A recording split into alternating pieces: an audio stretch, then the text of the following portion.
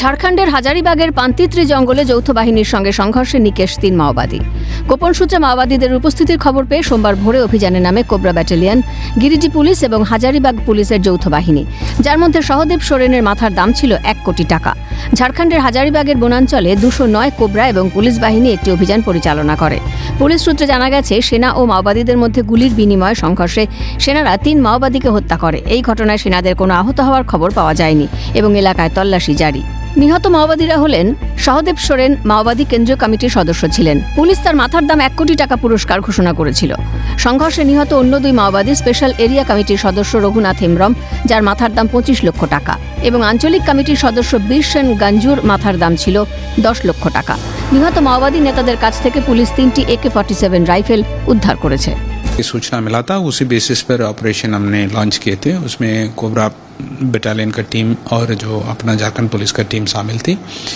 आज मॉर्निंग सुबह लगभग 4:30-5 बजे के बीच में जो उसी सूचना के आधार पर हम लोग जो फोर्स गया था तो एक चेंज ऑफ फायर हुआ।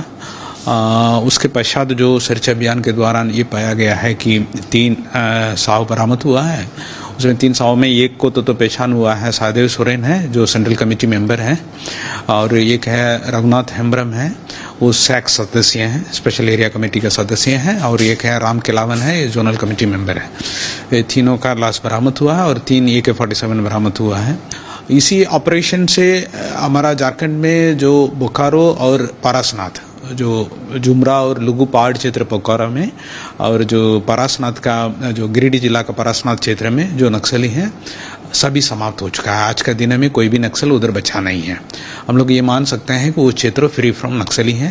2025 সালে 209 কোবরার সৈন্যরা নকশাল বিরোধী অভিযানে উল্লেখযোগ্য সাফল্য অর্জন করেছে এবং 20 জন নকশালকে হত্যা করেছে, যার মধ্যে রয়েছে 2 জন কেন্দ্রীয় কমিটির সদস্য, 2 জন BJSAC সদস্য, 4 জন আঞ্চলিক কমিটির সদস্য, 2 জন উপ আঞ্চলিক কমিটির সদস্য এবং 3 জন এরিয়া কমিটির সদস্য।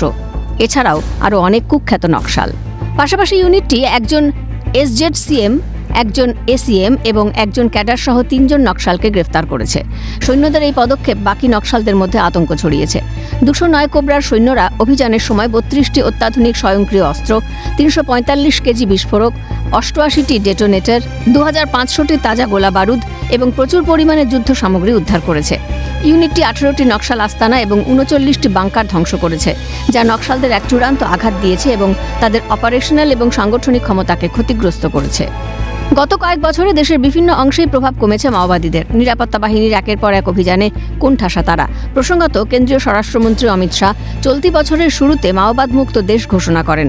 31শে মার্চ 2026 সালের মধ্যে দেশ থেকে মাওবাদ নির্মূল করতে হবে বলেও সময় বেঁধে দেন তিনি। এরপরই নিরাপত্তা বাহিনী মাওবাদীদের বিরুদ্ধে তীব্র অভিযান শুরু করেছে। ঝাড়খণ্ড থেকে অনুজিৎ সেনের রিপোর্ট, ক্যালকাটা নিউজ।